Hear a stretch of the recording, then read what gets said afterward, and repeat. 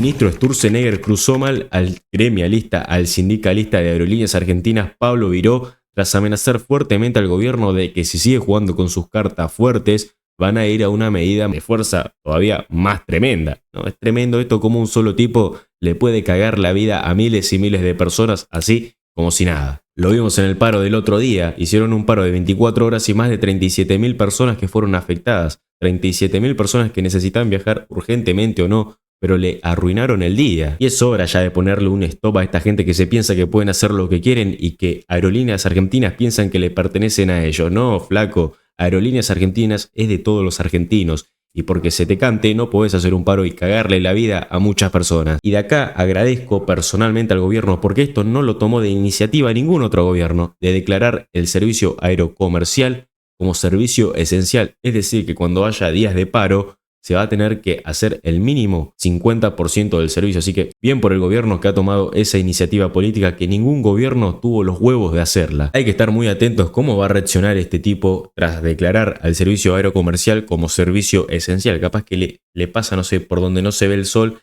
la medida esta que tomó el gobierno y va a seguir haciendo paros como si nada. Si no me equivoco, esta semana también iban a intentar correrlo al gremialista y ya es hora, ya es hora. ¿Hace cuánto que está metido ahí este tipo? Es tremendo. También opinó sobre la SAD, las sociedades anónimas en el fútbol argentino, y opinó sobre el Chiqui Tapia, que ya sabemos que está súper en contra de esto, así que muy atentos también a cómo sigue eso. Te dejo con la palabra del ministro y como siempre te digo, suscríbete, compartí, dale me gusta, que si no lo haces, te convertís en un cuca. Es la ley, ¿no? O sea, el Código Aerocomercial fue modificado por el presidente Milei. En su artículo segundo declara el comercio aerocomercial como un servicio esencial. Hoy a la mañana se publicó la reglamentación de ese artículo, que básicamente establece el procedimiento que va a ocurrir cuando alguna compañía en el segmento aerocomercial quiera hacer una huelga, que es que la empresa tiene que informar con 5 días de anticipación. Hay un periodo de 24 horas donde la empresa se arma una comisión. Se arma una comisión. Tienen que ahí decidir cómo continuar el servicio, que tiene que tener un mínimo del 50% de continuidad. ¿El secretario de Trabajo? No. Primero, digamos, la empresa con los trabajadores tienen que armar su plan, y se lo da. De cómo van a satisfacer el servicio esencial. Ese plan tiene que respetar como mínimo un 50% de las frecuencias, con especial atención a los lugares donde tienen un único servicio, ¿correcto? Eso hay que mantenerlo. Y si no se ponen de acuerdo en ese plan, eso sí pasa al secretario de Trabajo, y el secretario de Trabajo dictamina cómo va a ser el cumplimiento de ese 50% durante la huelga. ¿Con qué sanciones? Buenas noches. ¿Cómo estás? ¿Con qué sanciones? Bueno, las que corresponden a cualquier incumplimiento respecto a un servicio esencial. Hasta pérdida de la personería gremial, asumo. O sea, irán creyendo, como suelen ser las sanciones laborales, hasta la pérdida de la personería gremial. Sí, digamos lo que sea estándar en esas situaciones. Vamos a... Acá yo tengo esto del pasaje de personal. ¿No mostraste todo? No, pero porque lo quería aprovechar contigo. Comisiones prolongadas. Personal en comisión por 30 días o más fuera de su base puede solicitar 2 pasajes gratuitos por cada periodo. Para familiares o un acompañante con plaza confirmada. No, pero escucha esto. Vacaciones solo pagan los impuestos.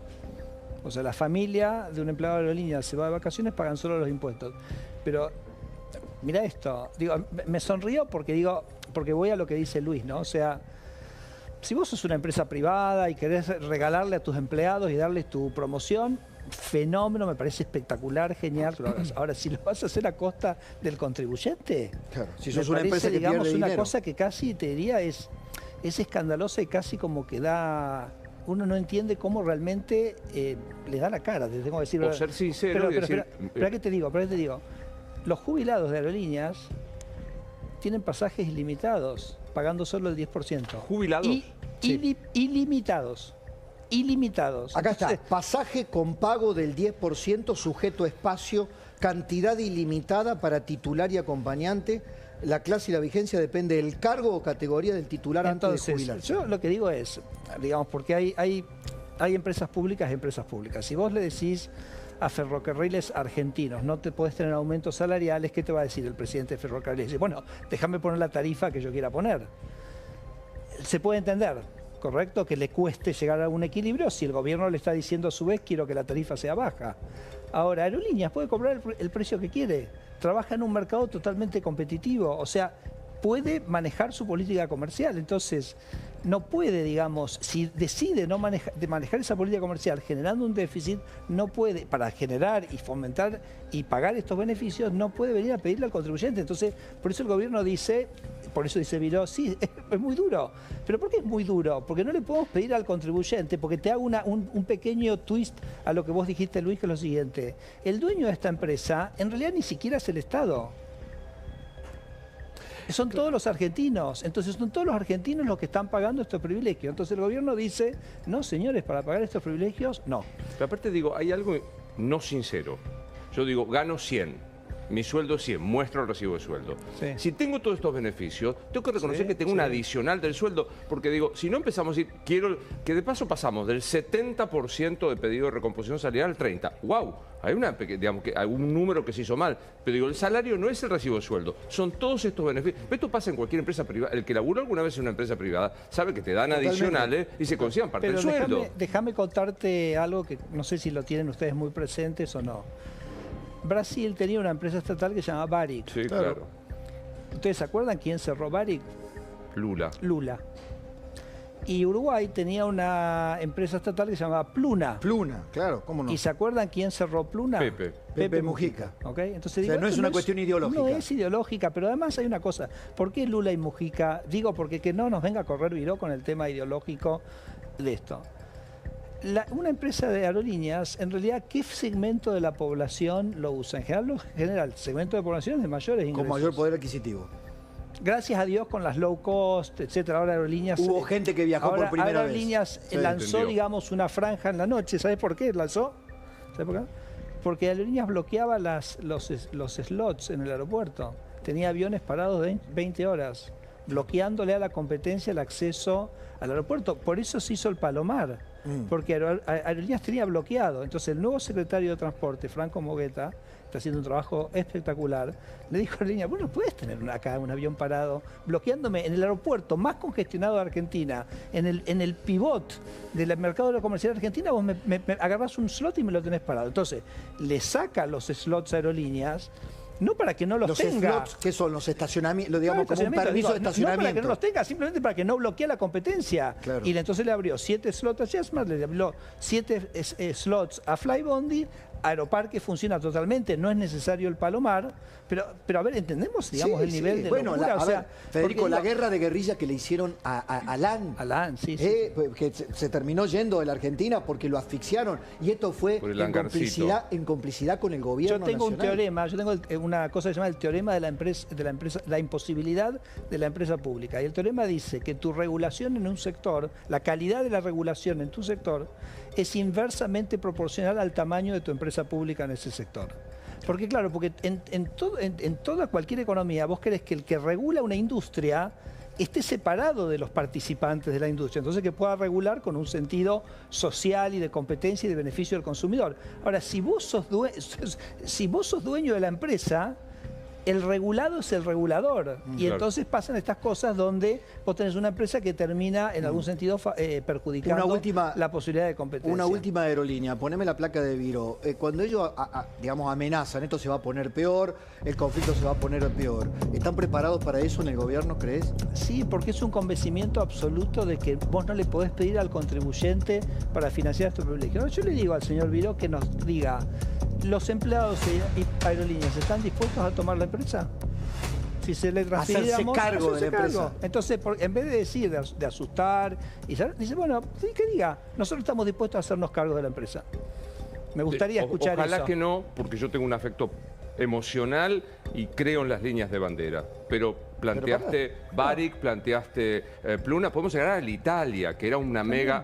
Digo, ¿Eso es una provocación a Viró o estarían dispuestos a hacerlo? El mercado aerocomercial, ya es muy diferente a lo que era hace 40, 50 años. Hoy los aviones es un leasing, vos armás una empresa en poco tiempo alquilando los aviones, no es que tenés que tener una mega infraestructura, un mega capital para comprar los aviones, eso ya no existe más. Pero mi pregunta era, si se endureciera a lo Viró, Sí. ¿La opción de decir se cierra la empresa por quiebra está en el horizonte del gobierno? No, pero me parece que, digamos, está la opción de privatización. Hay un proyecto de Hernán Lombardi que acaba de presentar los 28 diputados del PRO y que La Libertad Avanza va a acompañar, que ustedes lo mencionaron hace unos minutos. Entonces ese va a ser un proyecto, vamos a llevar ese debate al Congreso, así que me parece que sería la opción una. Y siempre está disponible la opción de transferírsela a los empleados, porque ya estaba en el DNU 70 y está en la ley bases también. Entonces, o sea, no es una provocación, puede ser una posibilidad. Es una posibilidad, entonces me parece que pongámosla sobre la mesa. De esto habrá capítulos. Pero lo que sí decís, no vengan a pedir aumentos de sueldo a costa del contribuyente, cuando lo que estás haciendo es tenés una libertad absoluta para operarte comercialmente y estás sosteniendo todos estos privilegios que acabamos de mencionar. Vamos a hablar del presupuesto. Sofi, ¿cómo va? ¿Todo bien? Pero están procesando una información sobre la SAD, sobre la sociedad, otra de las batallas. En realidad sobre la AFA, que está vinculado.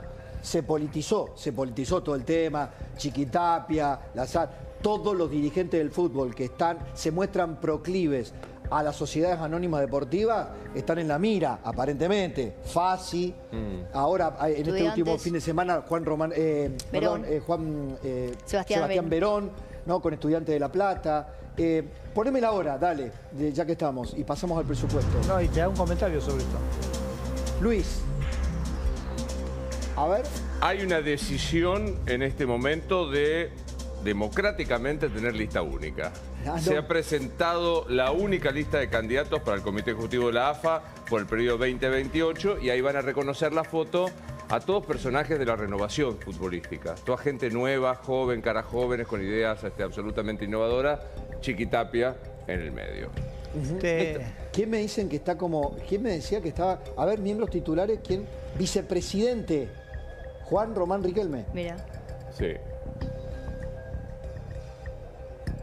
Con razón, Juan Román dijo que Chiquitapia y Julio Humberto Grondona habían sido los dos dirigentes más importantes de la historia del fútbol. Yo creo que la batalla contra la libertad es muy difícil de ganar, ¿no? O sea, lo que el gobierno ha propuesto es simplemente darle más libertad a los socios para que elijan cómo quieren organizarse. O sea, la batalla de la AFA es una batalla en contra de que los socios tengan libertad para organizarse y que quieren que se mantengan en este régimen de organizaciones sin fines de lucro, donde no puede entrar el capital. Y te cuento una experiencia en España, cuando creo que era a mediados de los 90, muchos de los clubes tenían problemas económicos, hubo un decreto del rey de España que dijo, miren ustedes señores, ustedes tienen mucha deuda con el Estado, entonces tienen que cancelar esta deuda. Entonces los equipos que pueden cancelar la deuda pueden seguir funcionando así. Los que no se tienen que convertir en sociedad anónima para que entrar capital y pagar la deuda.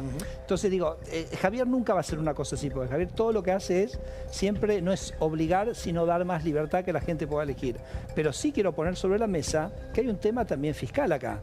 Porque si vos querés, porque el fútbol tiene unos grandes privilegios impositivos, previsionales, etcétera. Entonces digo, si vos querés organizarte de una manera que lleva a la quiebra del fútbol y que lleva a que las cuentas estén y que no puedan pagar con sus obligaciones tributarias, en realidad la postre es el contribuyente. Tu elección, nuevamente, tu elección lo que pasa es que de cómo el fútbol se organiza, claro, en realidad lo está pagando el contribuyente. Entonces eso me parece que también lo vamos a tener que discutir. Definime en una frase al Chiquitapia. No, tomo la quinta amendment. La enmienda. Bueno, hablemos del presupuesto.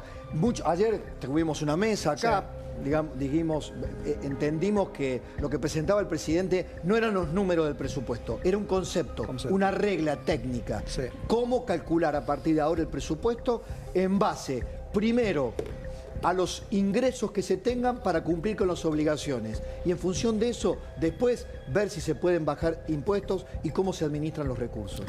Te voy a decir una cosa que para mí quizás haya pasado desapercibido, pero los que estamos en contacto con el presidente, para nosotros fue un cambio bastante redobló la apuesta al presidente en lo que dijo ayer. Vamos por partes.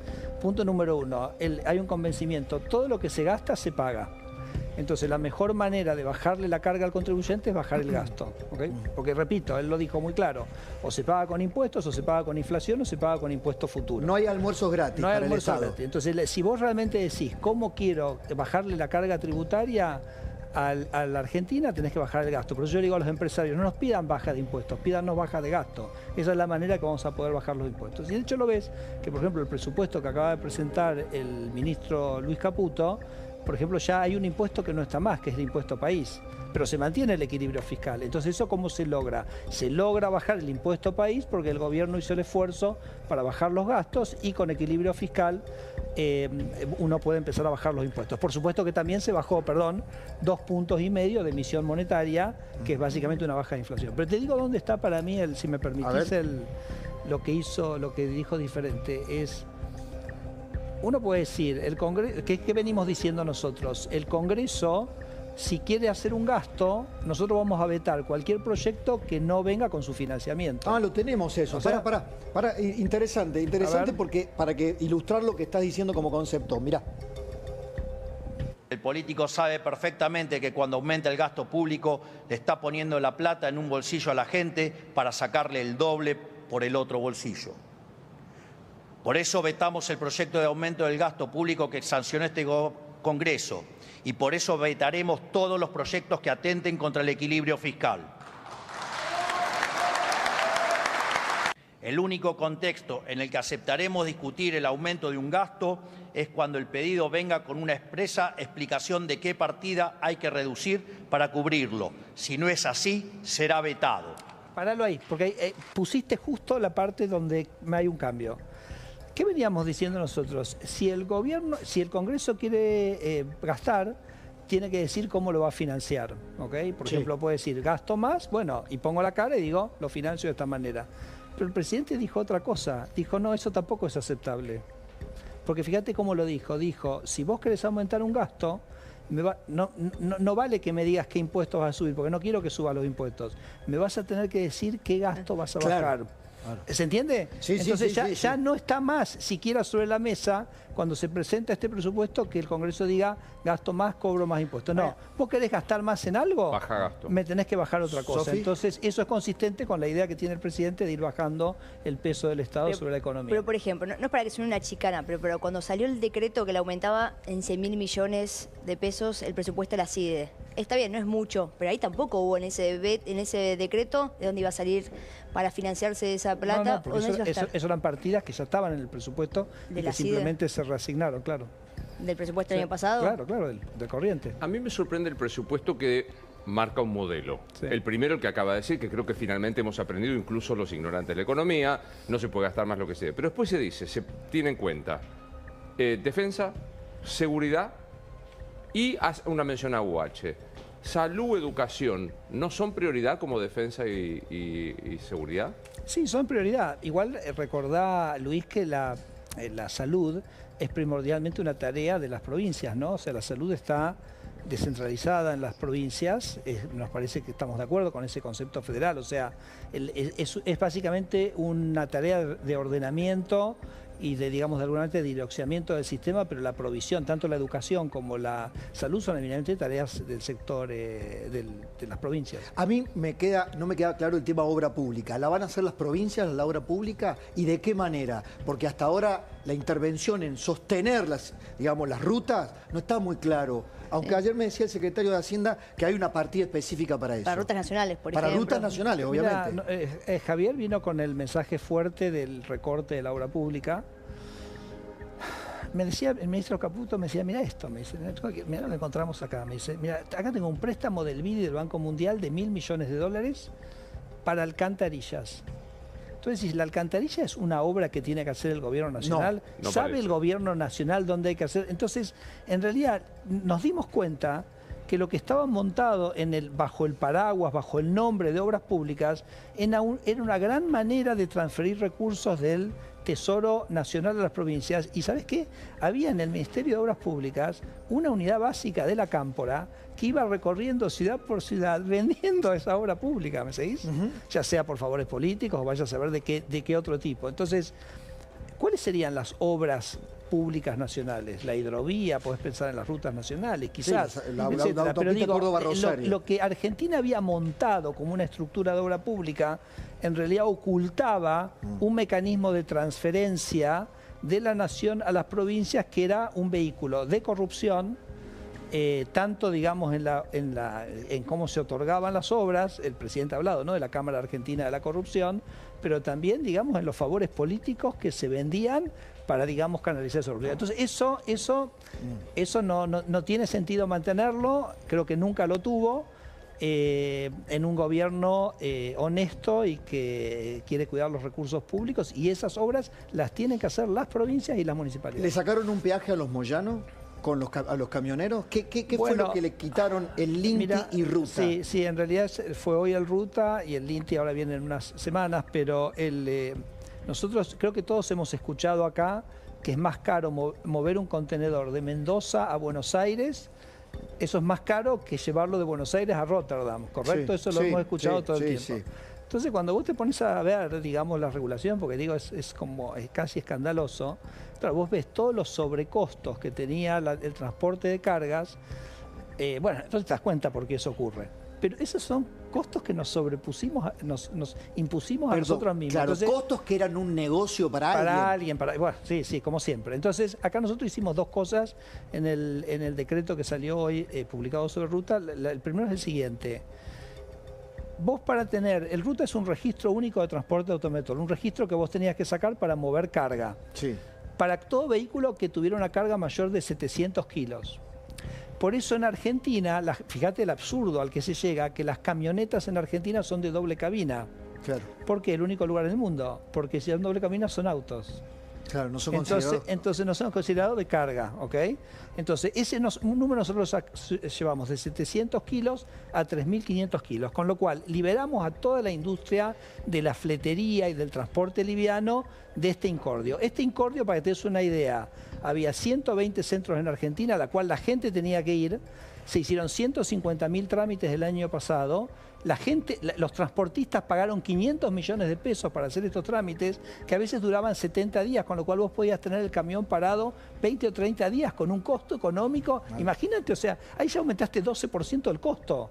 Entonces, lo que hicimos fue que ese registro ahora simplemente es digital, o sea, mandás entras al TAR, que es el trámite a distancia del gobierno, te registrás, es absolutamente gratuito, no hay ningún costo, no demora más de 5 días y 3.500 kilos, ya abajo de eso estás totalmente liberado. Entonces empezamos a sacar costos, pero todavía faltan 4 o 5 de estas que vienen, ¿no? Así que la verdad que es como uno dice, qué locura es lo que este país ha hecho consigo mismo. Punto suspensivo, porque esto recién empieza, imagino. Hay muchísimo más. La ley Hojarasca. Gracias, Federico, por venir. Gracias, ministro. Ya seguimos con Luis Majul, tenemos todo. Todo por desarrollar todavía, mucho más. Ya la veo Camila Dola.